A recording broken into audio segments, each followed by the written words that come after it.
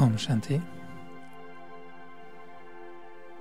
Méditer avec le cœur.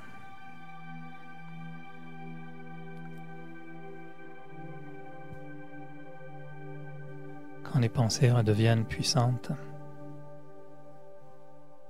quand l'âme s'emplit de paix, on peut apprendre au cœur comment aimer davantage et comment mieux aimer.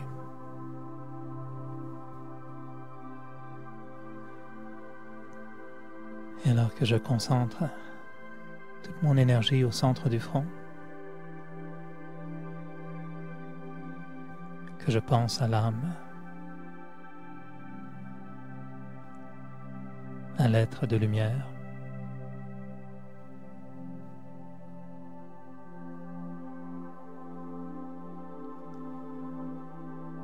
je me détache peu à peu de tout ce qui m'entoure.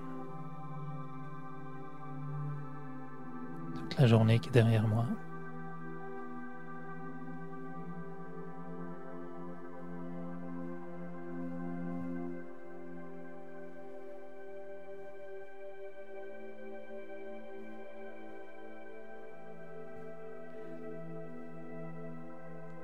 Et mentalement, je prends une certaine distance par rapport à tout.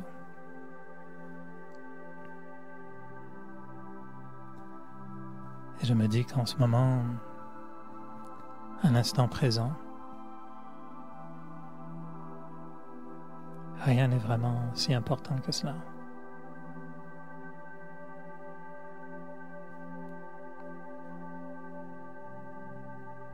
Je garde seulement l'intention de consacrer quelques minutes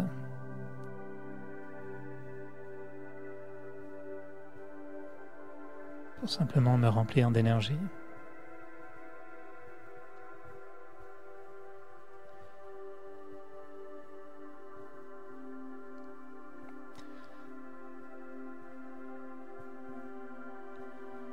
Alors tout ce qui s'est passé et tout ce qui se produira n'est pas important en ce moment.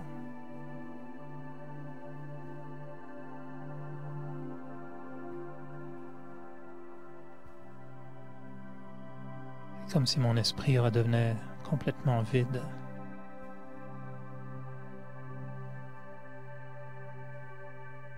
Je ne sens même pas l'obligation de devoir penser à quoi que ce soit. Juste m'abandonner. Être bien dans le moment présent.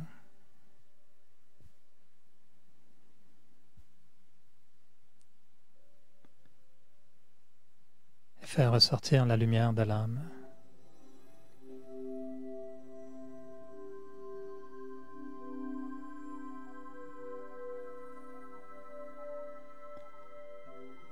Être conscient de cette petite flamme, cette étincelle de vie.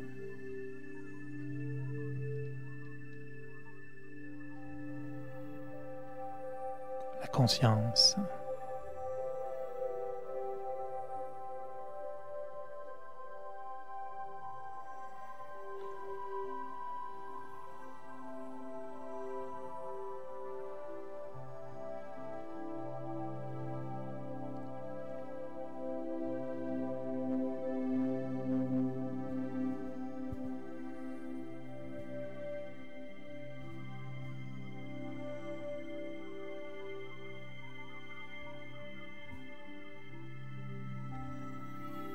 Et je laisse entrer le silence en moi.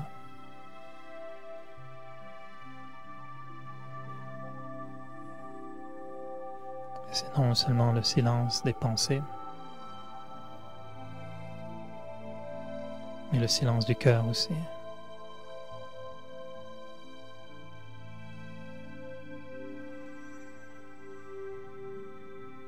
Comme si je me remettais dans une position neutre.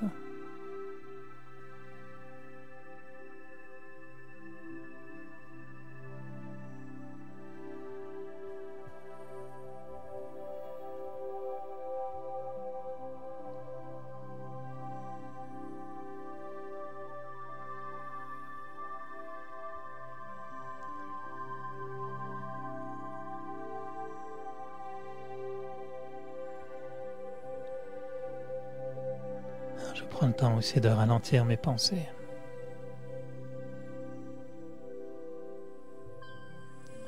Apprécier le fait de penser lentement.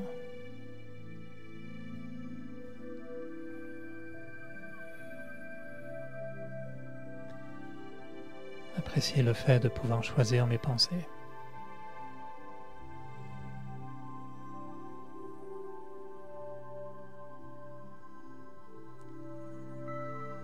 J'utilise des pensées simples.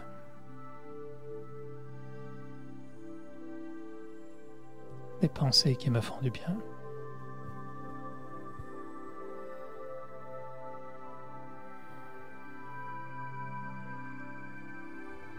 Et en redevenant conscient d'être une âme,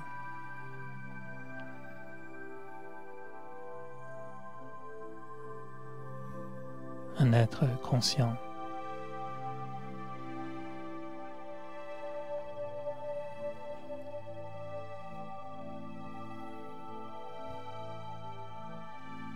je dirige mes pensées vers la lumière.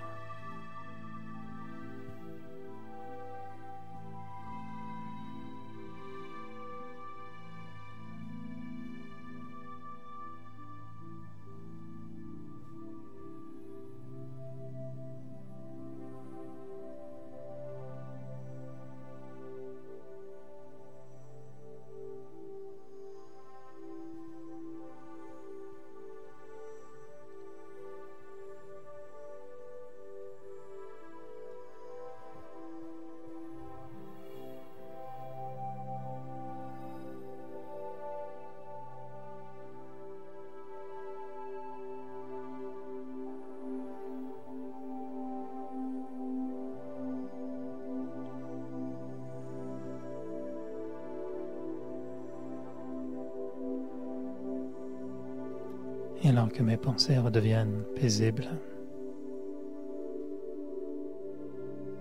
tout à fait calmes,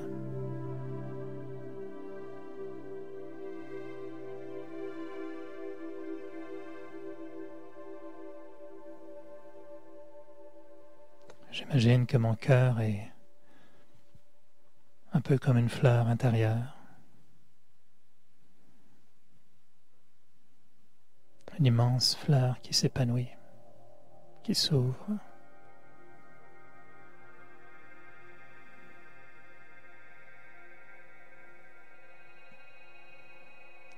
Et je visualise cette fleur avec des couleurs magnifiques.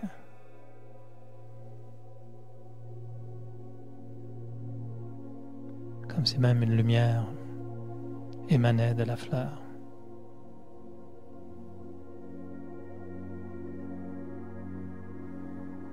Mon cœur est en fleurs.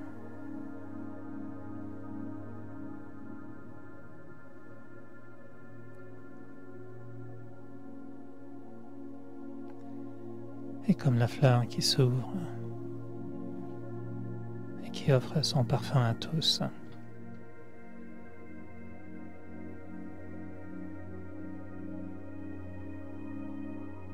je laisse mon cœur émettre cette vibration de douceur,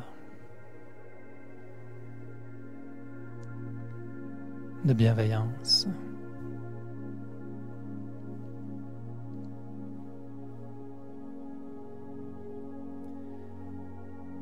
Je me dis que mon cœur est grand et qu'il est puissant.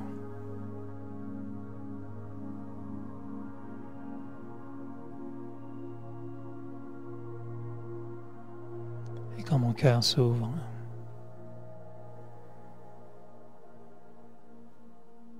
il me montre toute la beauté de ce lien qui m'unit à la vie, ce lien d'amour.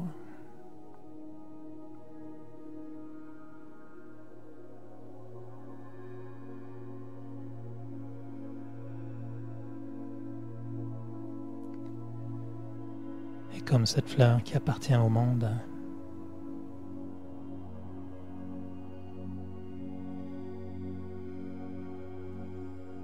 mon cœur propage des sentiments bienveillants tout autour.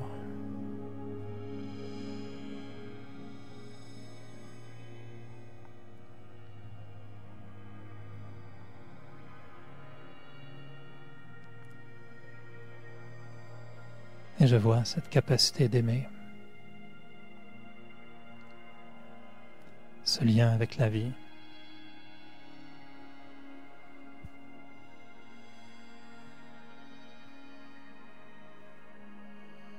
C'est comme si je me sentais responsable.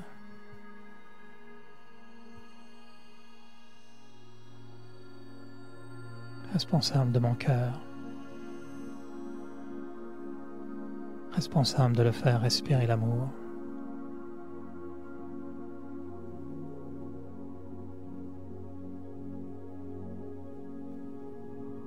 Lui offrir tout ce dont il a besoin pour qu'il puisse toujours fleurir.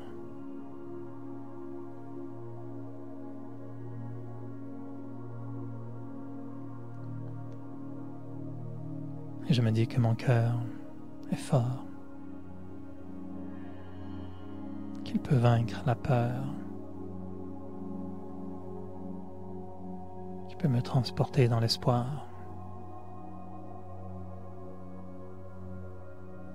que mon cœur bâtit des ponts, que mon cœur me fait avancer. Et il fait que j'aime la vie, que je souris à la vie. Et peu importe toutes les épreuves que je devrais traverser.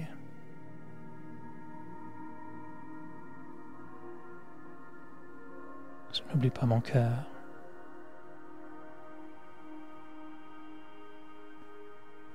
Et je le garde précieusement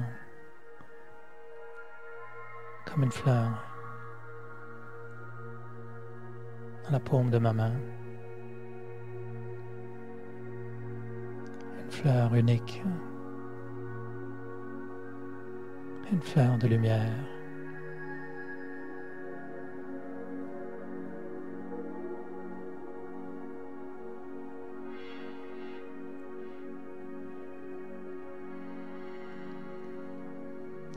Et je laisse mon cœur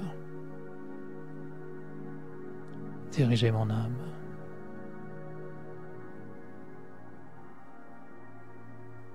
Éclairer mon esprit.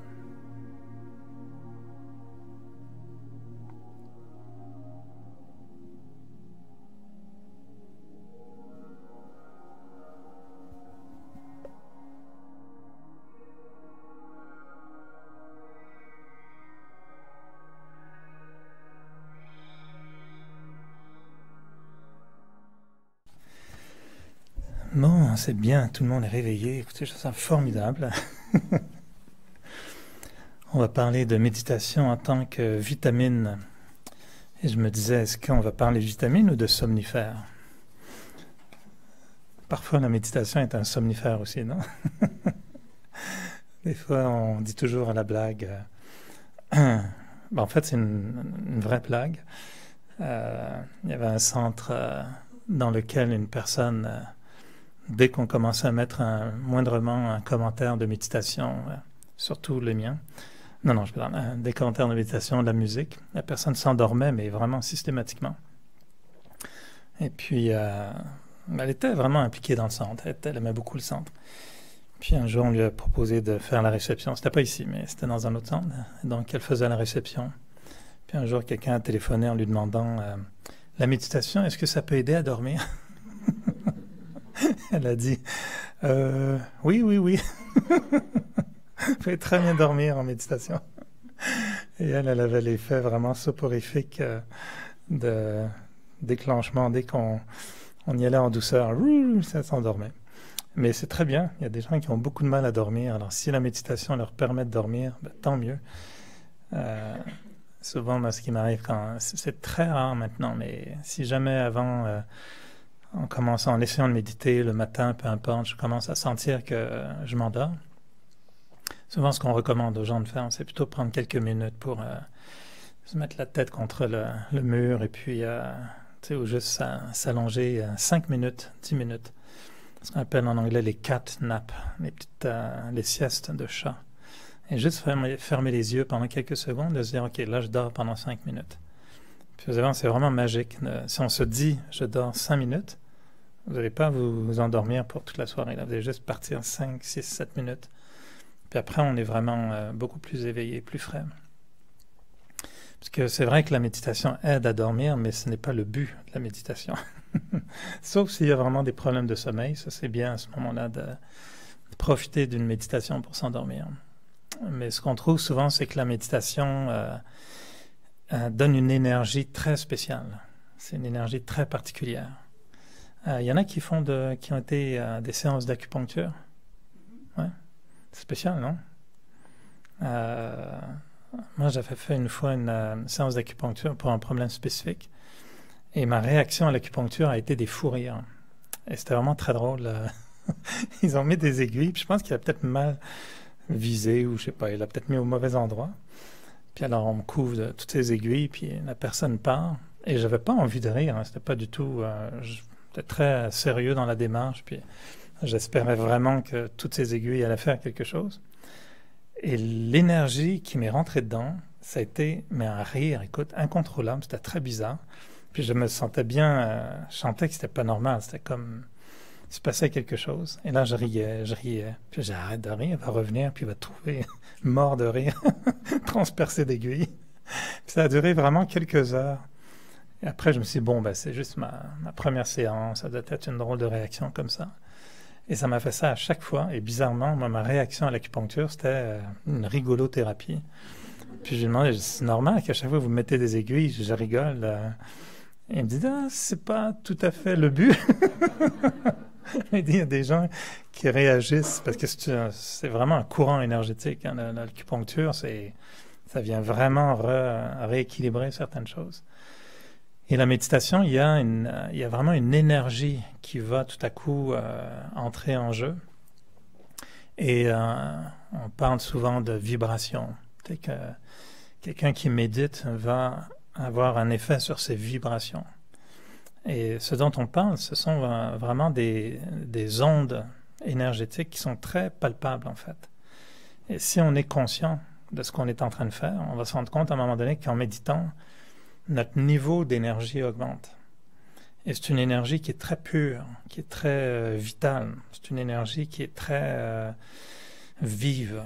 C'est pour ça qu'on parle un peu là de vitamine, méditation et vitamine. Mais en fait, c'est que la méditation, si elle a vraiment été chercher la conscience, si la conscience est vraiment éveillée pendant la méditation, eh bien, on découvre une nouvelle énergie, une énergie qui est très positive. En fait, on dit dans la philosophie du Raja Yoga que c'est l'énergie de l'âme. Et on sait que la matière a une fréquence énergétique, le son a une énergie, la chaleur, les éléments de la vie, l'eau, sont toutes des énergies. Mais l'âme, c'est très rare qu'on arrive à sentir, à ressentir son énergie. Dans le concept de ce qu'on recherche en méditation, et moi ce qui me paraît vraiment intéressant, c'est que là, on peut parler souvent, et je pense que ceux qui ont pris les cours connaissent les étapes de la méditation. On parle souvent de différentes étapes, mais dans l'initiation de la méditation, c'est d'abord un exercice de détachement. Et on peut très difficilement aller loin en méditation si on traîne avec soi tout ce à quoi on est attaché. Et le premier grand acte courageux de la méditation, c'est de faire exactement comme le bateau qui veut aller au large. Ben, il faut un qui lève l'ancre, puis qui, comment on dit, larguer les amarres, c'est ça? Il faut que tu lâches lousse, il faut que tu arrêtes de... Toutes les cordes attachées partout au quai, il faut les enlever, il faut les détacher pour que le bateau puisse partir. Et nous, ce qu'on voit, c'est que c'est ce qui est le plus difficile, parce que beaucoup de gens qui méditent, physiquement, sont à peu près comme... OK, je suis prêt. On leur dit, lâche prise. Non, moi je... On est tellement accroché à énormément de choses, sans s'en rendre compte, qu'on ne décroche pas du tout. Et on essaye de méditer avec des gros poids partout.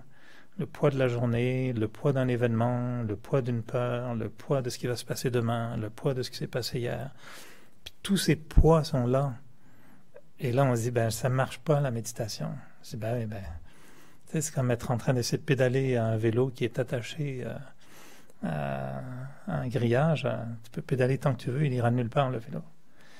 Et dans la méditation, l'acte premier, c'est de comprendre comment on se détache. Et on se détache de bien des choses. Et ce qui est bizarre au départ, quand on dit aux gens qu'on doit se détacher du corps. Ça, c'est comme... ça peut faire peur un petit peu, non? Se détacher du corps. Vous êtes-vous déjà détaché de votre corps? Comment on se détache du corps? Quand tu médites beaucoup, là, puis on se sent comme monter, c'est assez spécial. La montgolfière qui part au ciel. Il y en a qui ont une facilité, qui ont vraiment une aptitude à larguer les amarres, puis oups, ça part tout seul. Puis eux, on a du mal des fois à les faire redescendre. Tu sais, ta méditation s'arrête, puis c'est allô. Quand on a un petit doute, une petite peur, on revient vite dans le corps. Ouais. Le détachement par rapport au corps, c'est un détachement par rapport à son identité. C'est pas seulement un détachement physique par rapport à la matière. C'est toute cette identité qu'on a créée et à laquelle on est très attaché. Et c'est pas une mauvaise chose d'avoir évidemment des identités. Le fait de s'y attacher fait en sorte qu'on se limite à cette identité. Et moi je pense souvent à cet exemple, juste l'identité d'être malade, d'être fatigué, d'être agacé. Qu'est-ce qui se passe? C'est que notre pensée nous répète sans arrêt « Hey, que je suis énervé. Hey, que je suis inquiète. Hey, que je suis malade.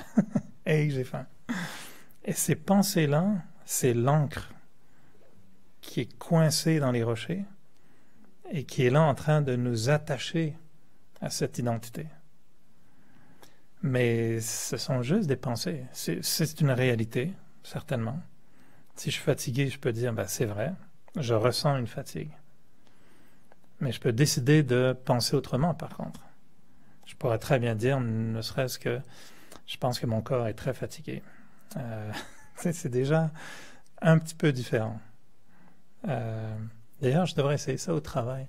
Ma voiture est en retard. Je ne sais pas pourquoi, mais moi, je suis à l'heure. C'était juste ma voiture qui est arrivée en retard. Je ne sais pas si ça marcherait comme ça, non. Je pense qu'il y a des détachements qui sont plus logiques. Mais ce sont des pensées. On peut se dire je suis fatigué ou on peut dire ouais, le corps est fatigué. Mais moi, qui suis-je? Moi, l'âme, pourquoi je ne me dirais pas moi je suis en pleine forme? Mais ouais, le corps, il n'est pas en pleine forme. Ça, c'est un début de détachement. Est-ce que c'est réel? Est-ce que c'est vrai? Absolument. C'est juste la réalité vue différemment un petit peu. Et ça, c'était le corps qui a ses réalités. C'est ça. Et qu'on souhaite pas toujours ces réalités-là. Tu sais, c'est pas... être en retard, c'est une réalité. Puis on peut se répéter 10 fois avant d'arriver au rendez-vous. Oh, je suis en retard, je suis en retard. Oh, je suis en retard, je suis encore en retard. Ah, je savais que j'allais être en retard. Ça nous arrange, ça nous amène à quoi? De se dire ça? On risque juste d'être soit plus en retard, ou plus stressé d'être en retard. Alors on peut jouer avec la réalité puis se dire, bon, ok, je remarque un certain retard aujourd'hui, mais peut-être que tout sera différent, peut-être que l'autre aussi sera en retard. Peut-être qu'en fait c'est une bonne chose que je sois en retard, oui, c'est peut-être très précis, il n'y a rien qui arrive pour rien. Donc, où je pense, j'ai pas besoin de m'énerver, il ne faut pas que je m'énerve, tout va bien aller.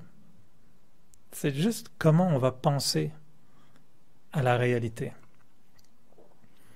Et ce qui fait qu'on pense de façon compulsive à une réalité, c'est notre attachement à cette réalité. C'est un attachement identitaire. Et là, la méditation, ce qu'elle nous apprend, c'est que la pensée peut être cette corde que j'attache au quai, Mais en même temps, cette pensée peut devenir une voile qui m'amène au large. Il faut juste savoir qu'est-ce que je fais avec ma pensée. Et le premier geste de la méditation, c'est de trouver les pensées qui vont me libérer.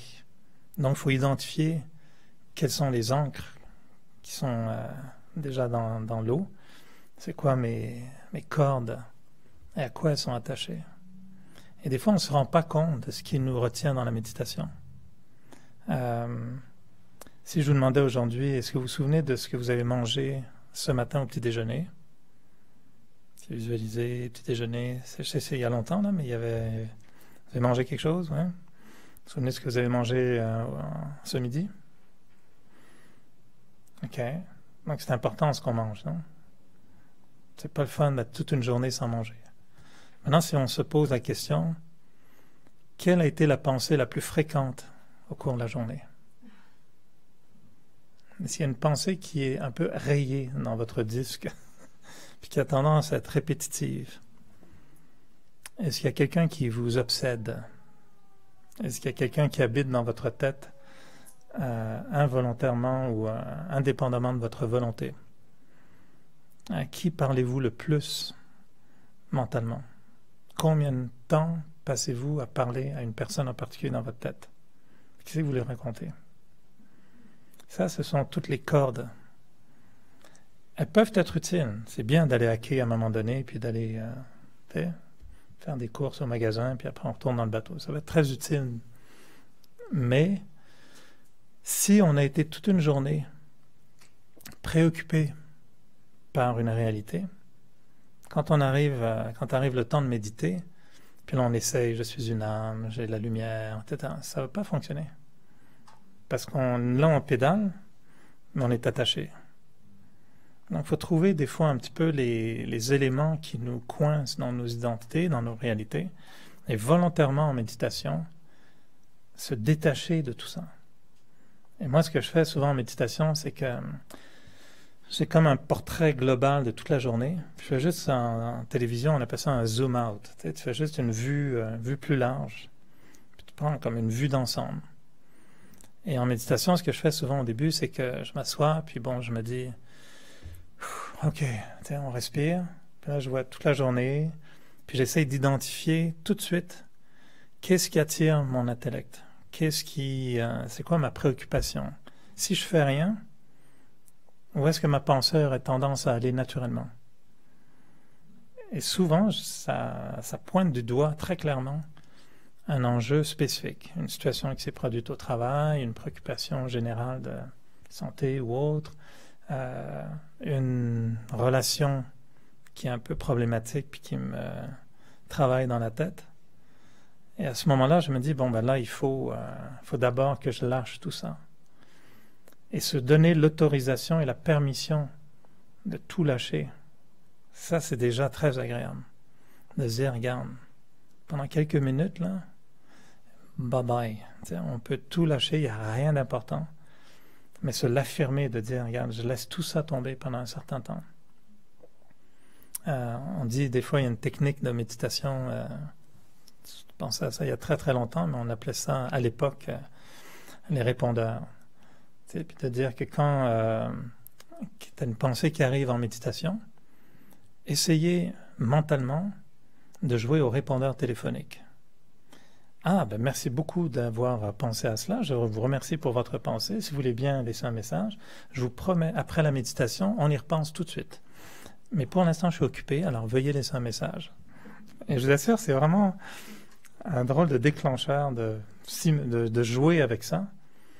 Mais si vous le faites, vous allez voir, je vous garantis que ça provoque quelque chose. Vous êtes conscient à ce moment-là que vous avez un appel, donc c'est-à-dire qu'il y a une pensée qui vient malgré nous.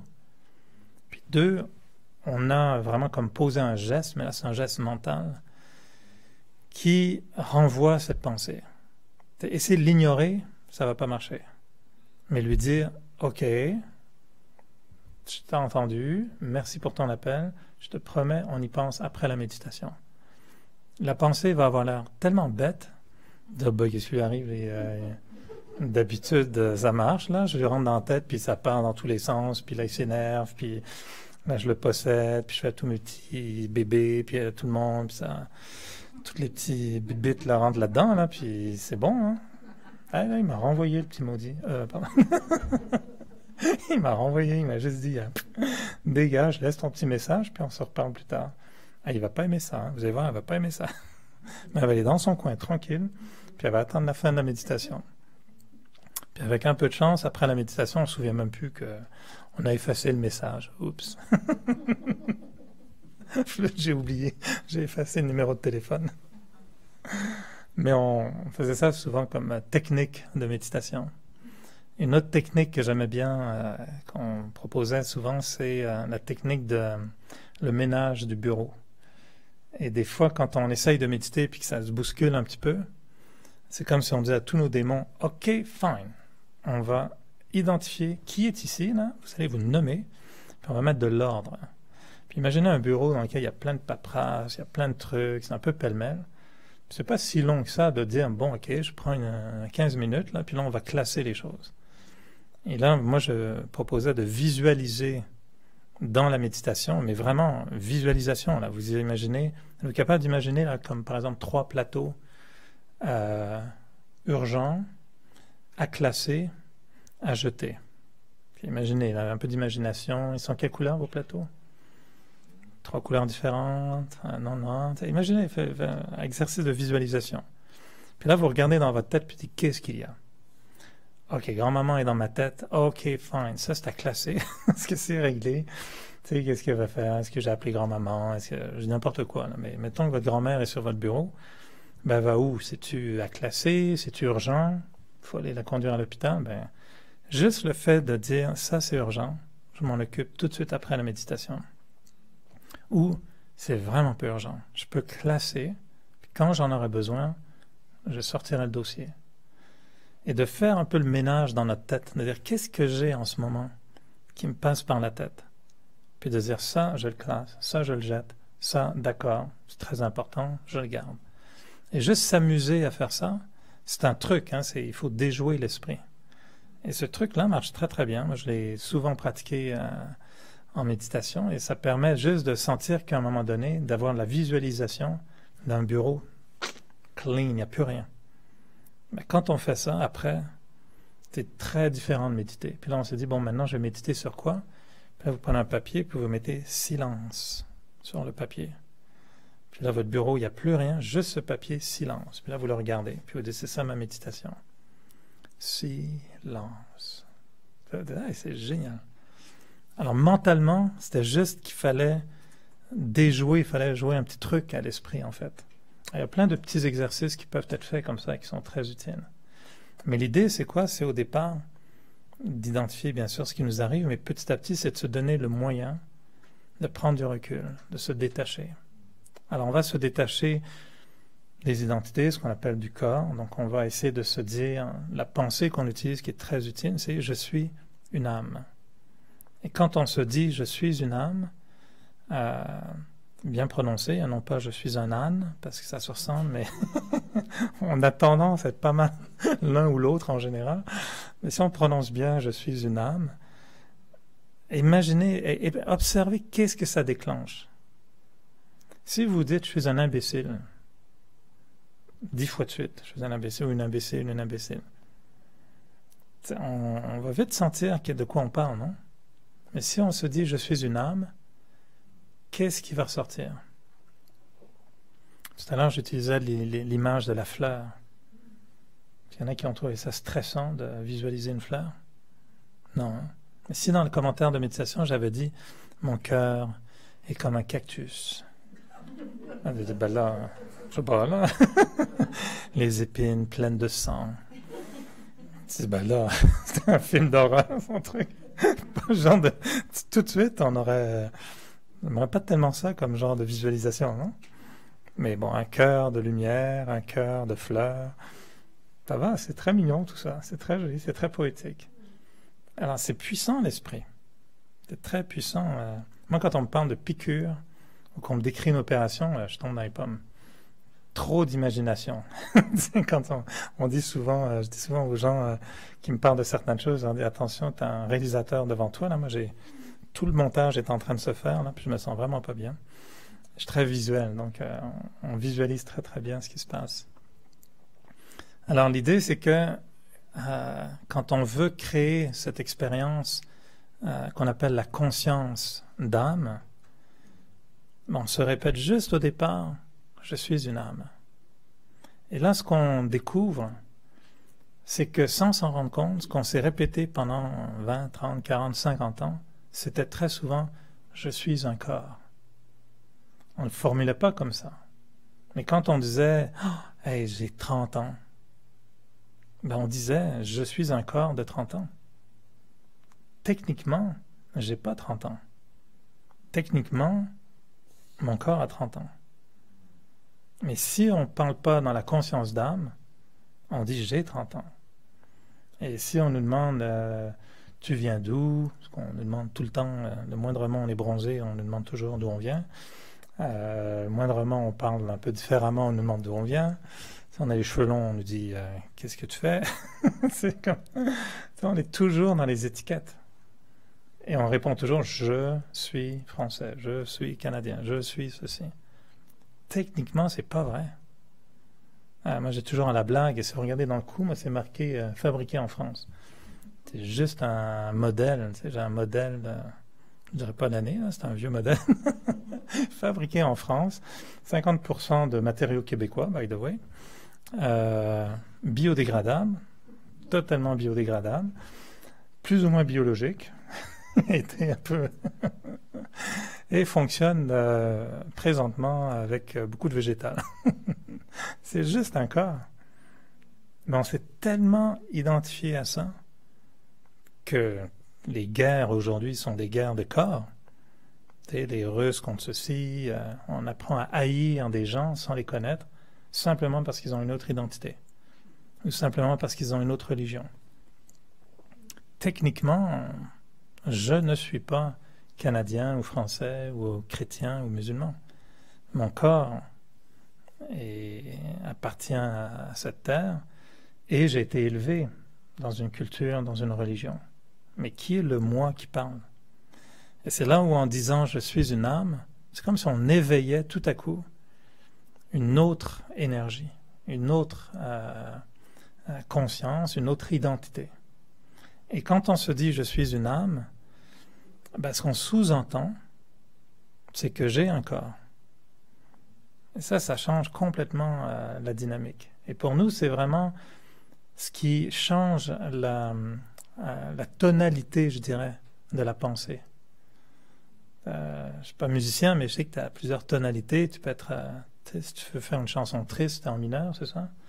Si tu veux être un peu moins triste, ben, tu vas en majeur. Alors, on s'amuse comme ça.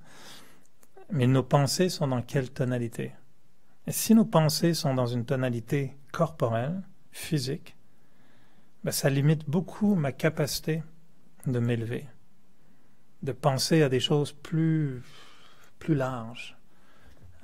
Et si je veux ressentir, par exemple, que j'ai une foi incroyable dans la vie, dans la capacité d'aimer les autres, dans la capacité de m'aimer moi-même, ça va être une énergie dont j'ai besoin qui n'est pas physique, qui est très philosophique, qui est très spirituelle. Et pour ça, je dois donner à mon esprit, à ma pensée, une capacité de penser à ces choses-là afin que ce soit vrai. Parce que si... La vitamine, elle s'en vient, là. Je vous fais durer le plaisir quand même, là. Là, c'est le verre d'eau, là, puis après, c'est toute petite, la vitamine. Il est bon, Pierre, tiens. Tu l'attends. J'ai résisté à la tentation ce soir de faire justement la vitamine D, B, C, D. Dominique a fait une très belle conférence d'ailleurs que vous trouverez sur notre page YouTube. Et il a été, je pense, si je me souviens bien, dans les différentes vitamines qu'on peut créer en spiritualité. Alors, la qualité de ces pensées-là, qui serait de la vitamine d'ailleurs, puisque tu me fais penser, la qualité de ces pensées-là nécessite un détachement par rapport aux autres pensées.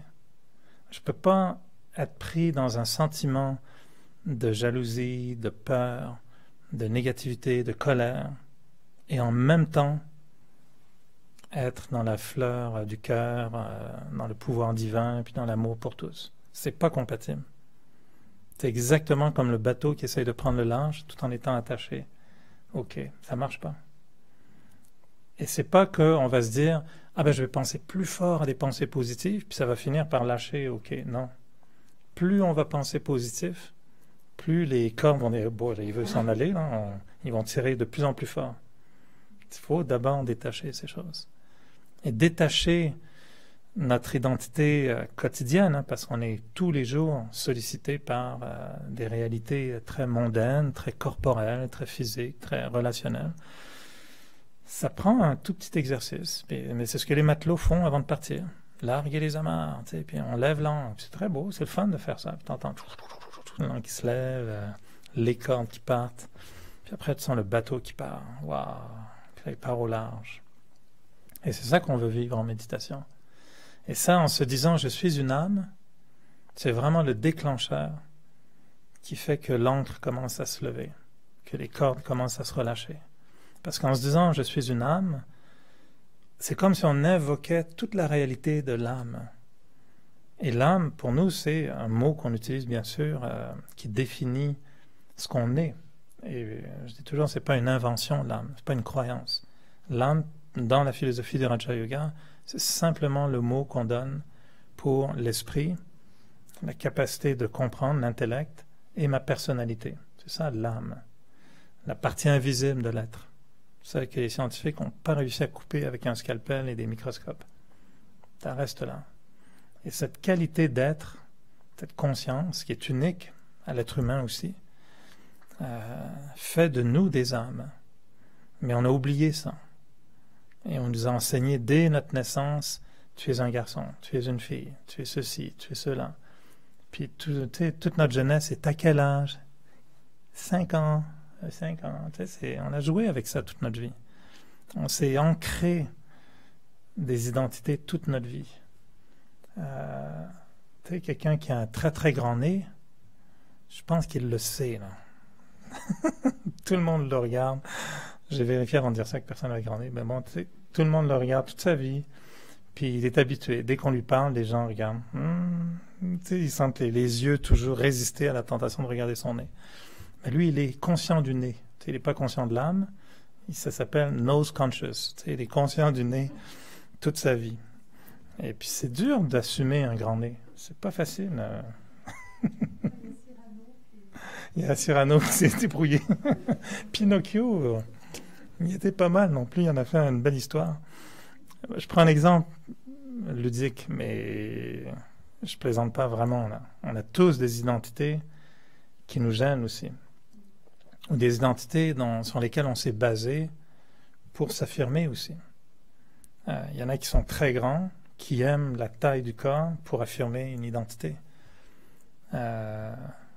C'est toutes des identités qu'on a répétées, qu'on a renforcées toute notre vie. L'identité de notre statut social. Quelqu'un qui a un statut social plus fort, il vit avec ça. Et il l'affirme tout le temps. Et il est devenu ça. Alors qu'en fait, on dirait, comme on dit que c'est pas moi qui suis grand, c'est mon corps qui est grand. On dirait, je ne suis pas boulanger. Mon rôle est un rôle de boulanger. Mais je ne suis pas vraiment boulanger. On n'est pas vraiment juste ça. Il y a autre chose. On a une compétence. On a un rôle. On a une profession. Mais on n'est pas la profession. C'est juste une profession qu'on a. Et l'idée, c'est que si on prend le temps de s'éloigner de ces identités-là, puis qu'on se dit « je suis une âme », là, on commence à raisonner différemment. On a une résonance qui est différente. Et je ne suis pas en train de dire que toutes ces identités sont fausses et mauvaises. Je dis juste qu'elles ne sont pas « je ». Ce n'est pas ça que je suis. ou ce n'est pas que ça que je suis. Et si je veux aller chercher une autre énergie pure dont j'ai absolument besoin, qui est ce qu'on appelle une vitamine, cette vitamine céleste, faut aller la chercher ailleurs qu'en pharmacie, parce que c'est pas disponible chez votre pharmacien de famille. Et là, cette énergie pure, elle nous amène avec des pensées comme on disait tout à l'heure, moi j'ai un cœur ouvert et honnêtement, je peux pardonner à tous, je peux aimer tous, j'appartiens à la famille du monde. Il y a une autre dimension, on n'est plus dans ma vie, mon appartement, mon couple, mon travail, ma voiture. On n'est plus dans la boîte du quotidien. On est dans l'infini, dans l'illimité. On est dans un autre espace. On appartient à la nature, à la planète. En ce moment, j'ai découvert une nouvelle petite, comment je pourrais dire, un passe-temps que j'aime beaucoup, c'est regarder des documentaires sur la nature. En fait, je devrais regarder des découvertes plus souvent. Mais tout ce qui se passe sous l'eau, la beauté de la planète. Puis j'avais un peu oublié ça, on est occupé. Puis là, je me dis, hey, tu sais, la planète Terre, elle est hallucinante. C'est hallucinant. Écoute, tu regardes la vie de poissons, là, puis tu te dis, my God, ils sont vraiment... ils sont brillants, les poissons, hein, ce qu'ils font. C'est fou, ces trucs-là. Je regardais l'autre jour un truc sur les pieuvres qui arrivent à se camoufler pour déjouer un petit requin. Elles se couvrent, elles se cachent, elles se font une carapace de coquillage. Puis personne ne l'a vu. Elles se cachent, mais elles se couvrent complètement de coquillage. Puis tu vois le requin qui passe, puis vu qu'il est un peu limité, il voit rien du tout. Il voit un paquet de coquillages. Puis là, tu vois l'œil de la pieuvre. Il n'y a rien vu, là. Tu dis ça, mais écoute, c'est hallucinant. Je veux dire, pour voir ça, il faut soit avoir un chum qui fait de la plongée sous-marine, ou il faut regarder BBC Earth, ou moi, je n'aurais jamais vu ça. Puis je me dis, c'est fascinant.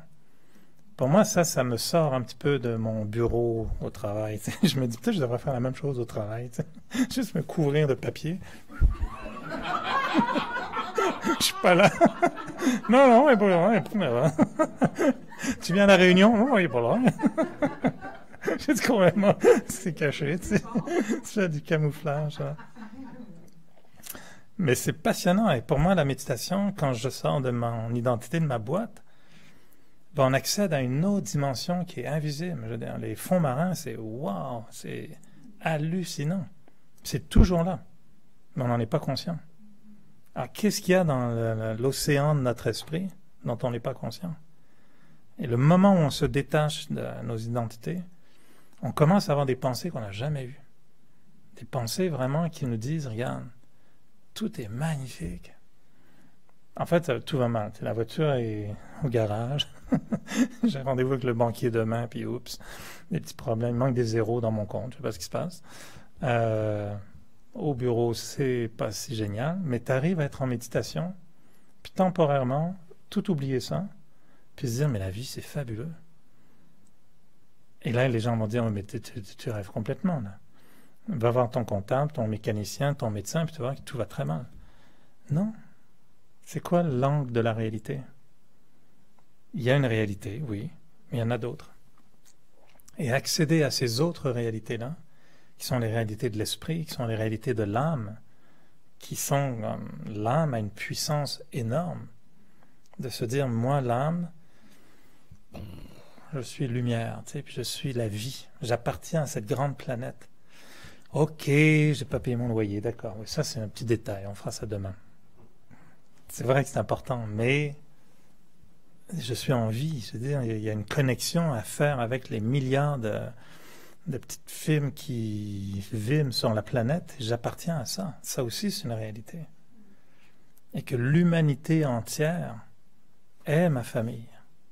Ça, il y en a qui y pensent des fois dans les organismes de bienfaisance ou de humanitaire, etc. Mais en méditation, quand tu te dis, regarde, la planète, j'appartiens à ça. Je suis de passage. Moi, je suis un extraterrestre. On est juste de passage. On a notre petite carte d'identité.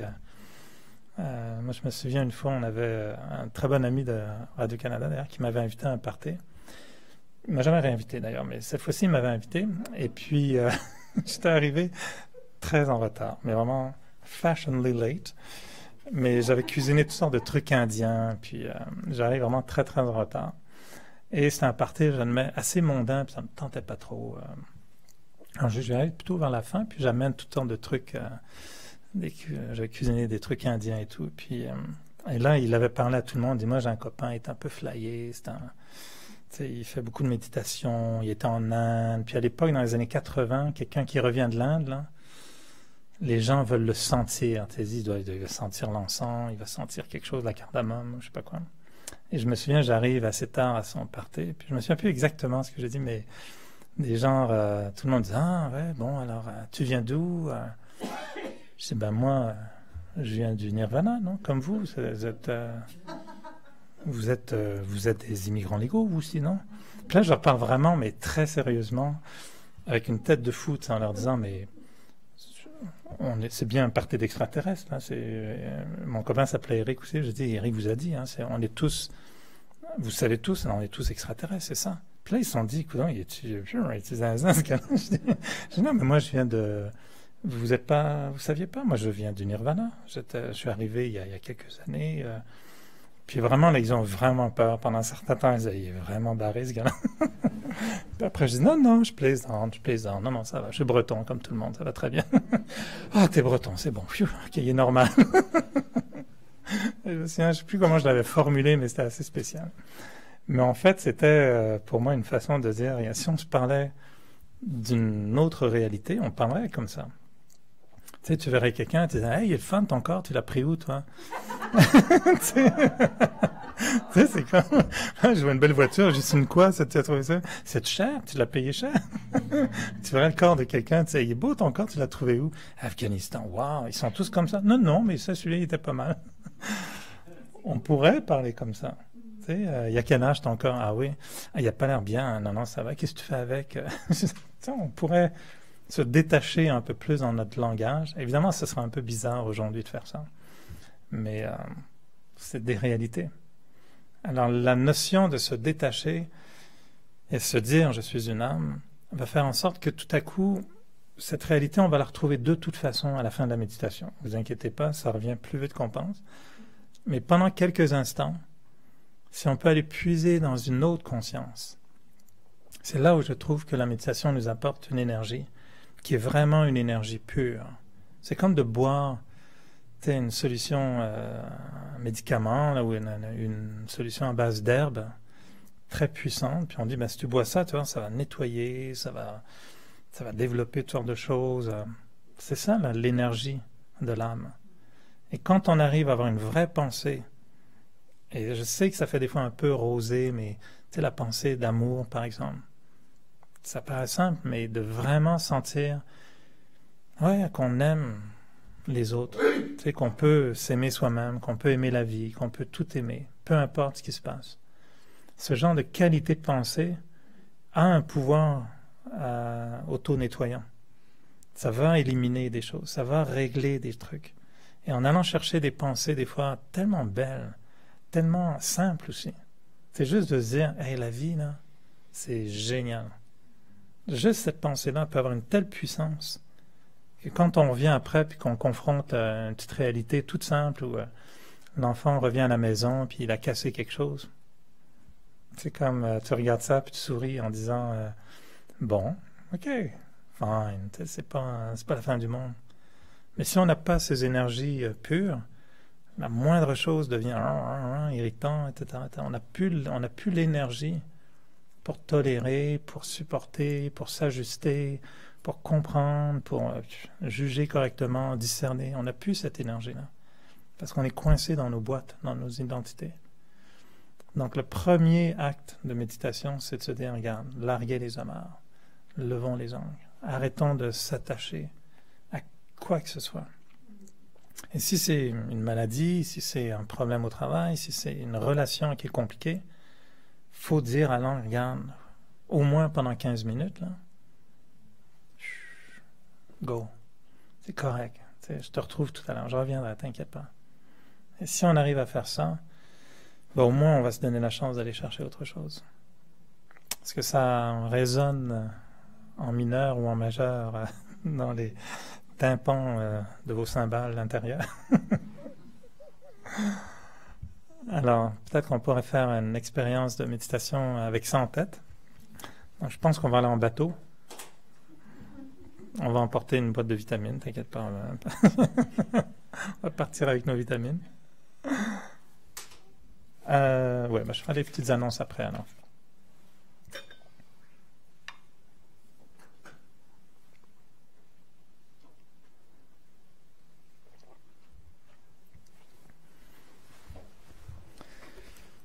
C'est bien pour commencer de s'asseoir très confortablement, prendre le temps de bien respirer,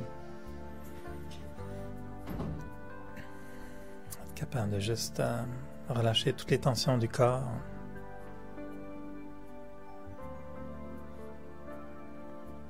Et c'est un peu comme quand on place des fois nos vêtements le soir,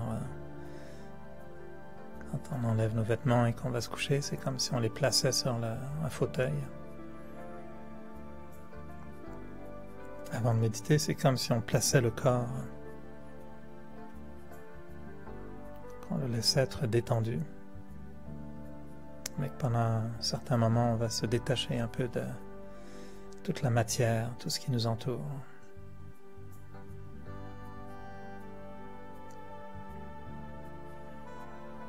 Donc, soit on ferme les yeux, ou on peut garder les yeux semi-ouverts. Être conscient de la pièce dans laquelle on se trouve. De tous les gens qui sont avec nous dans la salle.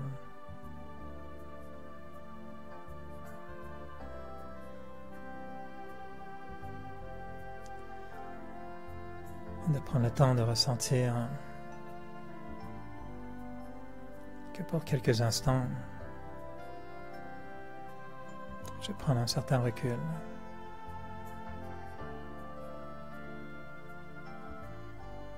Que je vais prendre mes distances.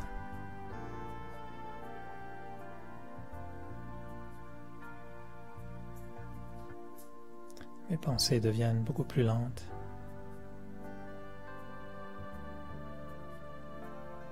Et je dirige mes pensées au centre du front, le siège de l'âme.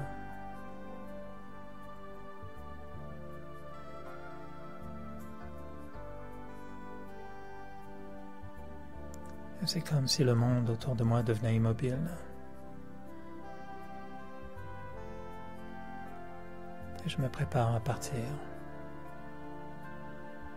à prendre le large.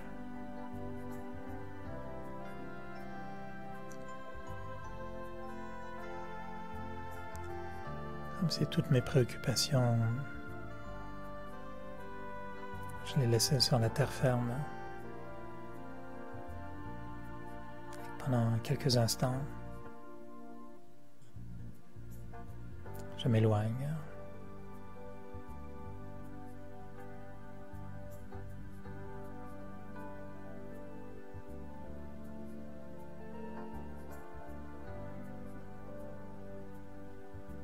Comme si je regardais au loin des gens qui me voient partir. Je laisse derrière moi toute autre pensée.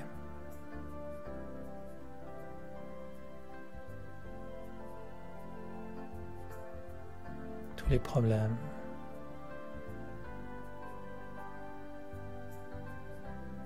Toutes les petites situations de la vie. Tout ça reste sur la terre ferme. Et moi je sens l'appel du large. Je sens l'espace qui m'appelle, qui m'attire.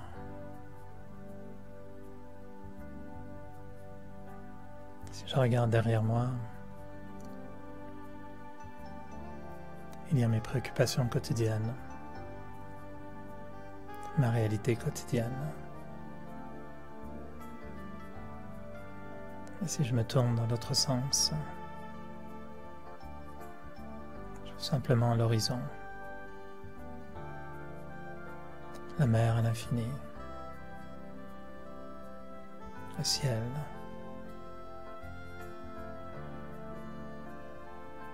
Et je décide d'aller vers le large, d'aller vers le soleil.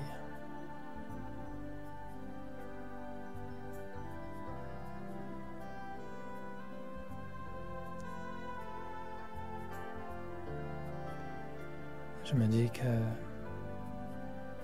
après tout, je suis une âme, un être de lumière.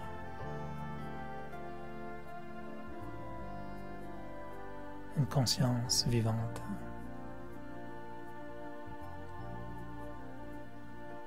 Je suis une étincelle de vie, comme une étoile.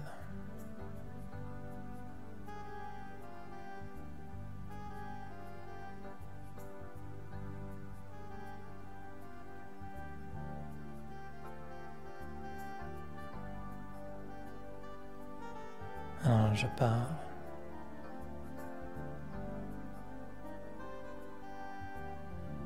Et je me laisse attirer par le large.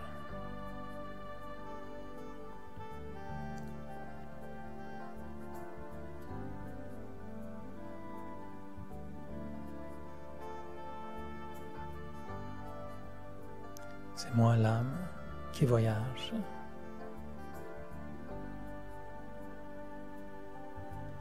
C'est moi l'âme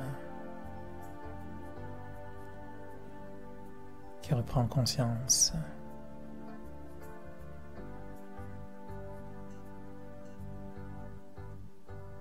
C'est moi l'âme qui pense.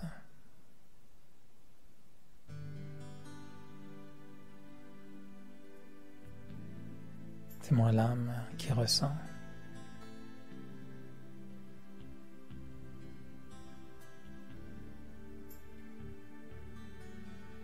Et en pensant au large, à cet horizon au loin,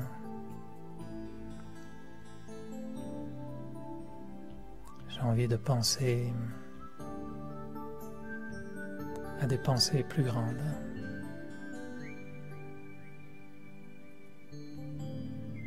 Des pensées qui me libèrent.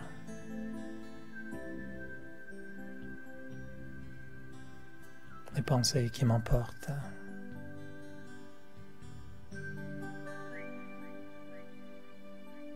Qui m'amènent vers ce qu'il y a de plus beau dans la vie. Dans ce qu'il y a de plus grand dans la vie.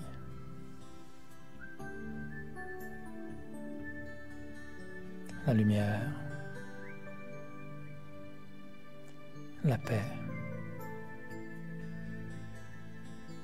Le silence. L'amour.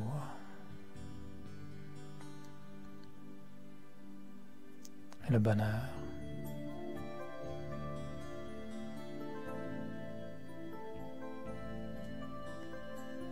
Et c'est comme si j'avais soif de toutes ces pensées.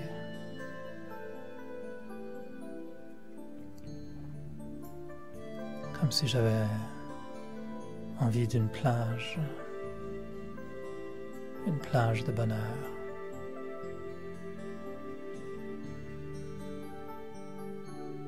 Une île au soleil où vit l'amour. Un amour pur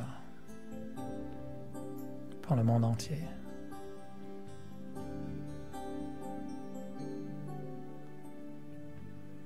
Une mer dans laquelle je peux nager dans la paix.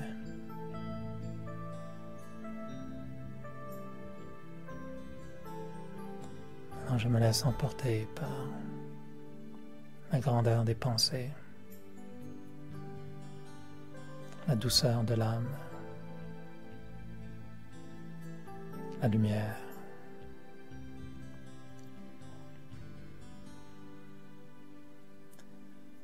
J'ai envie de m'emplir de toutes ces énergies pures, comme si la paix entrait en moi. Une paix d'une énorme douceur.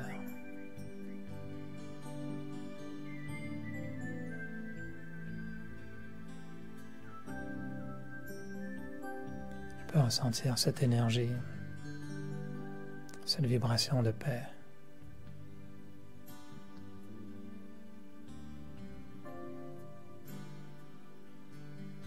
Et je laisse mes pensées s'harmoniser avec cette paix. Comme si la paix était un courant d'énergie qui enlace mes pensées, qui rentre dans mon cœur.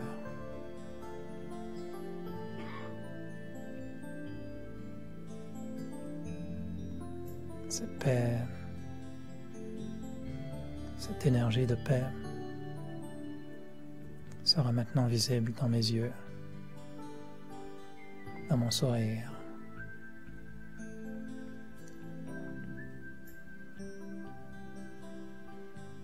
Et je laisse tout cet amour, l'amour pour le monde, l'amour pour la nature,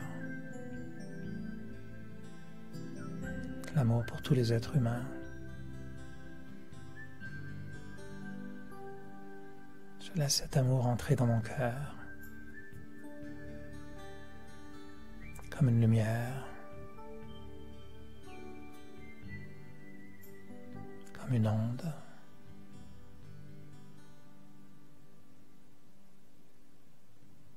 Une énergie pure.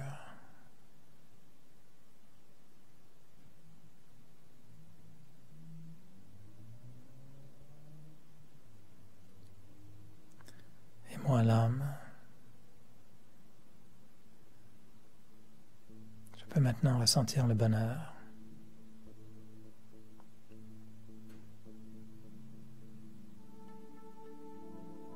Le bonheur d'être conscient. Le bonheur d'être libre.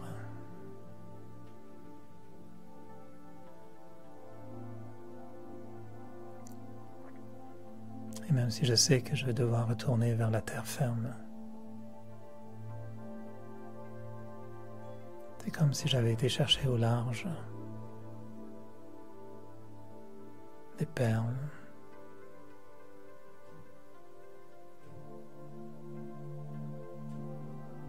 une énergie, un trésor.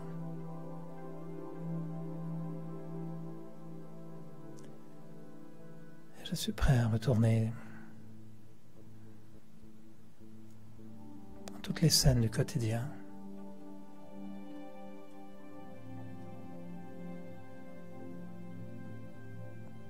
En sachant que la mer n'est jamais très loin. Et je peux toujours retourner très facilement au large.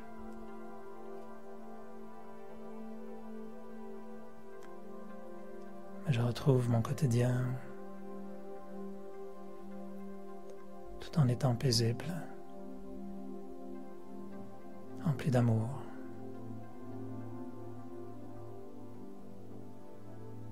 Et habité par cette vibration du bonheur.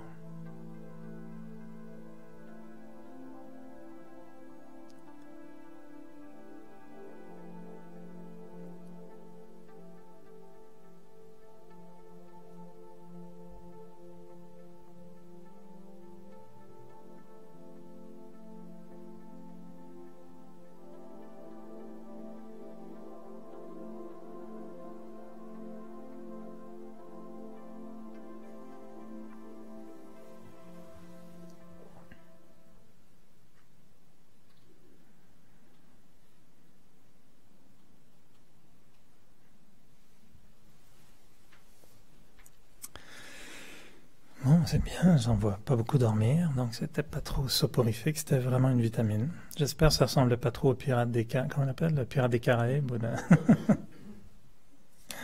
J'ai oublié de vous parler au début de certaines activités. On va avoir des une programmation donc printanière, puisque on confirme qu'un printemps devrait surgir à un moment donné pour quelques jours. Dit-on. Il y aura une retraite, on vous en a parlé à plusieurs reprises, une retraite en français donc à Peace Village aux États-Unis, du 18 au 21 mai. Toute l'information est maintenant disponible à la réception et tous les détails sont là. Et vous avez reçu peut-être par courriel d'ailleurs une invitation.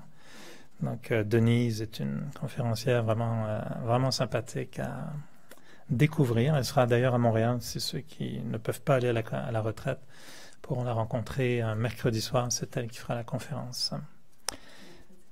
Pas mercredi prochain, mais le 16 alors peut-être, le mercredi avant le 18 mai. Je pense que c'est le 16 mai. Il y a des soirées thématiques qui ont lieu en ce moment, le jeudi à 19h, donc avec Lynn. Il en reste encore 2, c'est ça, ou 2 autres à compter, donc demain soir et jeudi prochain. Un atelier en anglais avec Tania le 2 mai, c'est un vendredi, c'est en anglais, donc en soirée.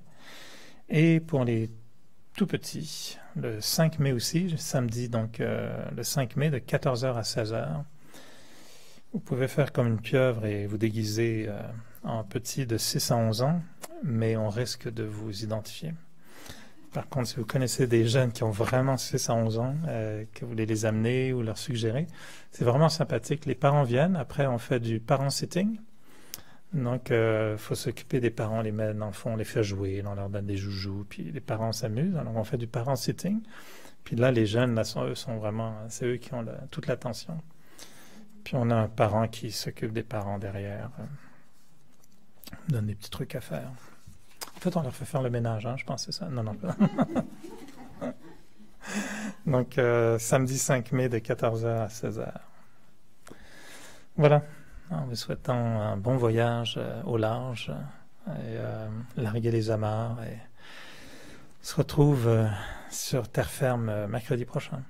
Alors, bonne soirée, Om Shanti, bonne semaine.